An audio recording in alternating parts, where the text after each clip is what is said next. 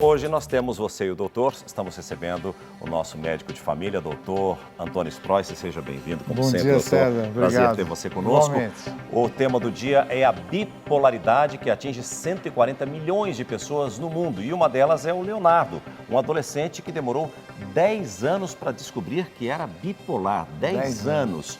O menino, que desde os 2 anos já apresentava agitação e irritação excessivas, só recebeu o diagnóstico do transtorno após um surto psicótico.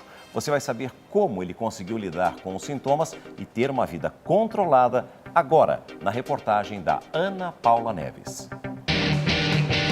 É uma luta diária. Enfrentar com a garra de um lutador situações que podem desencadear uma mudança repentina de humor. Mas Leonardo encara bem o desafio de ser a melhor versão de si mesmo a cada momento. Eu rio de tudo. Tem um momento sério, eu não consigo, eu rio muito, então. Às vezes acontece um negócio assim, eu tô jogando bola, os caras tá bravo comigo. Mesmo assim eu rio, entendeu? Mesmo assim eu não consigo, eu tô driblando os caras, eu rio. Os caras me dão um jogo de corpo, eu caio, eu rio no chão, eu rio levantando. Passar pelo turbilhão de emoções da adolescência requer dele mais do que de qualquer outro jovem.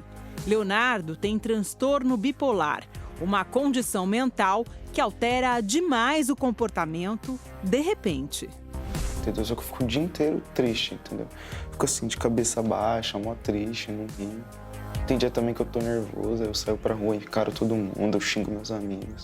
Aí, o que eu faço pra desestressar? Eu tento procurar outra coisa que eu que eu fico bem, entendeu? Comigo mesmo. Geralmente é o futebol, que eu posso jogar um jogo de corpo e falar, mano, foi mal aí e tal. A mãe percebeu os primeiros sinais ainda na infância do filho. Quando ele tinha 2 anos e meio, ele começou a apresentar um comportamento diferente, porque ele era muito agitado. Na escola me chamaram porque ele não conseguia obedecer ordens e ele ficava muito irritado, não tinha paciência, muita impaciência. Inclusive com as outras crianças, ele não conseguia esperar a vez dele. E aí na época eu levei no psicólogo, só que a avó paterna dele faleceu e ele era muito ligado com a avó. Então a gente acreditou tudo isso a essa perda, a esse luto. Por quase uma década, médicos disseram de tudo. Classificaram as alterações de humor do Léo como comportamento de criança mimada e, com o passar do tempo, cogitaram hiperatividade e dificuldade de atenção. Ele foi fazendo todos esses períodos de acompanhamento psicológico, mas fez vários testes, nunca deu nada. Mas o comportamento dele sempre diferente, assim, porque ele não conseguia se socializar com outras crianças, ele nunca teve dificuldade para fazer amizade, mas ele tinha dificuldade para manter. Então, se ele chegava numa rodinha de crianças, estava todo mundo brincando, ele chegava, fazia amizade, mas daqui um pouco ele não tinha paciência, nunca para esperar a vez dele, então isso gerava um atrito. O tratamento sem remédio, só com terapia, foi suficiente até Leonardo começar o processo de alfabetização. A Priscila encontrou muitas dificuldades também em relação à inclusão do Leonardo na escola. Ele mudou quantas vezes de colégio? Ele mudou 9 vezes. 9 vezes, por quê? Porque ele tinha dificuldade de se adequar, né? Dificuldade de socialização com as outras crianças. Priscila ouviu falar em transtorno bipolar durante um surto do filho, que fazia tratamento com um remédio para tratar o suposto déficit de atenção e hiperatividade. Quando a pessoa é bipolar, ela não pode tomar essa medicação, é a mais famosa para quem tem TDAH, porque ela tem metanfetamina.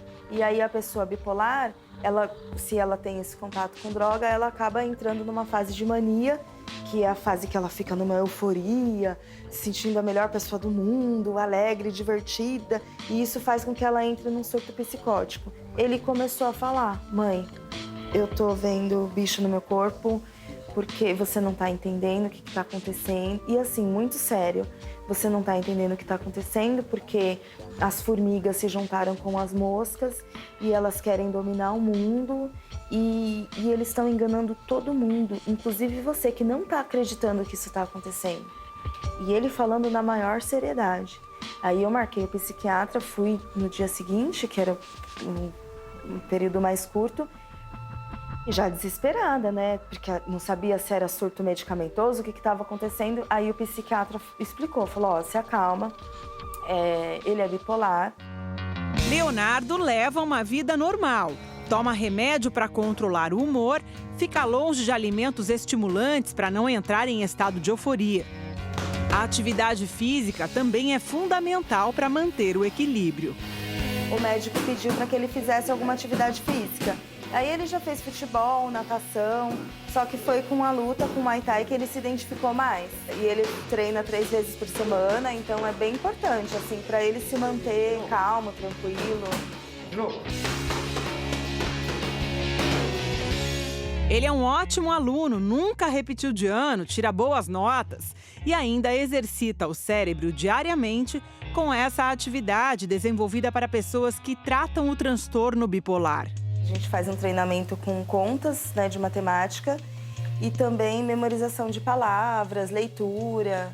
Todo dia a gente faz esse treinamento mais ou menos de 30 minutos a 1 hora. Porque como ele tem TDAH também e ele não pode tomar o remédio por conta dele ser bipolar, então a gente tem que fazer um treinamento cognitivo para o cérebro dele. E aí o psicólogo indicou esse treinamento, que é desenvolvido por um japonês, um neurocientista japonês.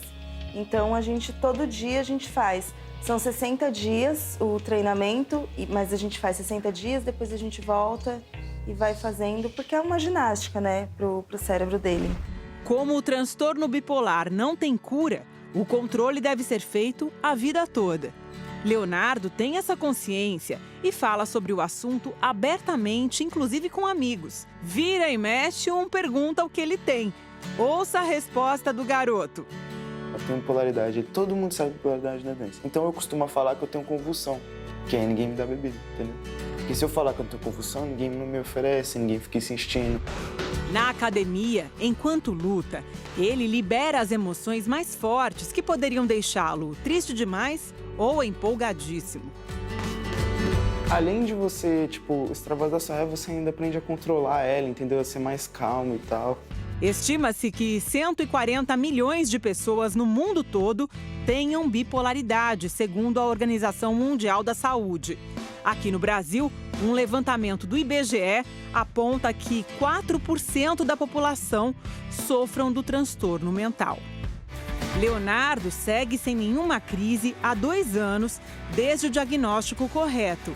É um jovem alegre, comunicativo e pronto para enfrentar as batalhas da vida com a força de um vencedor. Eu acho bacana vir aqui lutar, entendeu? Para poder...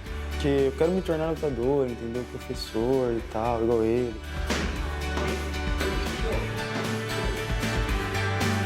Agora, doutor Antônio Sprois, a gente tem essa mania de usar a expressão aquela pessoa é bipolar, uma hora ela tá feliz, outra hora tá triste. Esse intervalo curto de mudança de humor pode ser considerado uma bipolaridade, doutor? Não, não é, Renata. Não é? Bipolaridade ela tem uma característica muito exclusiva, que o paciente fica meses em mania, ou seja, em euforia, dono do mundo, fala tudo, é rápido, é uma maravilha. Mas ele muda e depois ele fica meses, não dias, em depressão. Então a bipolaridade é característica disso. Fica muito tempo em mania e depois oscila com a depressão, onde também fica muito tempo. E uma característica especial é o nosso cérebro. Descobriu-se que o nosso cérebro, esse aqui é um cérebro normal, cheio de luminosidade, onde existem neurotransmissores, serotonina, acetilcolina. E olha o cérebro na fase da depressão, no quadro de bipolaridade, como ele fica. Apagado. Apagado, sem neurotransmissores. E o que é que causa, E as doutor? principais causas do bipolar, existem peculiaridades biológicas que fazem com que os nossos neurotransmissores sejam afetados, principalmente a serotonina, a noradrenalina e a adrenalina. Isso tem um fundo também hereditário genético muito importante. Membros de família que têm essa característica têm a tendência de passar essa característica para frente. O meio ambiente também, com poluição, alimentos poluídos, uma série de agrotóxicos, desequilíbrio hormonal, são características e causas do transtorno bipolar. Agora, doutor, é importante também a gente saber quais são os gatilhos, né, Isso. que podem gerar a bipolaridade. Esse termo que você falou, os gatilhos da bipolaridade, são muito importantes. Eu começo falando de bebidas alcoólicas e drogas, que é um dos gatilhos principais de você começar a ter os principais sintomas da doença.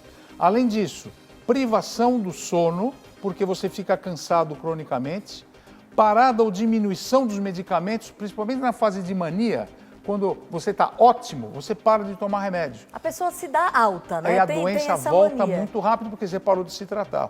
Além disso, doença, morte e separação, que são pontos da nossa vida negativos, mas além disso a pessoa não sabe lidar com isso. E finalmente, a casamento, reconciliação e gravidez. Todas essas situações que eu falei agora servem para começar a doença e manter o quadro de bipolaridade. Agora, quais são os sintomas? Como eu falei, a fase de mania, como tem vários sintomas, eu vou chamar a atenção dos principais. Pouco controle do temperamento, hiperatividade, aumento de energia, fala sem parar, autoestima sempre muito alta e grande agitação e irritação. Já no quadro depressivo, a pessoa tem dificuldade de concentração, desânimo crônico, sente-se inútil, falta de energia, se afasta da vida social, baixa autoestima e, finalmente, pensamentos sobre morte e suicídio. Para falar em suicídio, aqui no Brasil, 32 pessoas cometem suicídio por dia. E no mundo, a cada 40 segundos, uma pessoa morre vítima de suicídio. É um número muito grande. É um né, número doutor? muito grande.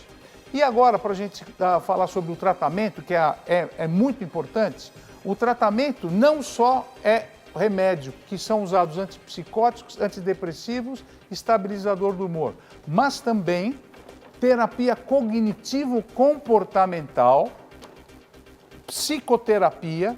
Esse item que eu vou mostrar agora é muito importante, que é o quadro alimentar, uma alimentação equilibrada, natural, com legumes, hortaliças e frutas. Elementos gordurosos Não, interferem. interfere. Não coma gordura e nem alimentos industrializados. E nem com cafeína, doutor? É que cafeína, como eu falei lá na primeira... Aumenta a agitação. Álcool e cafeína é muito ruim.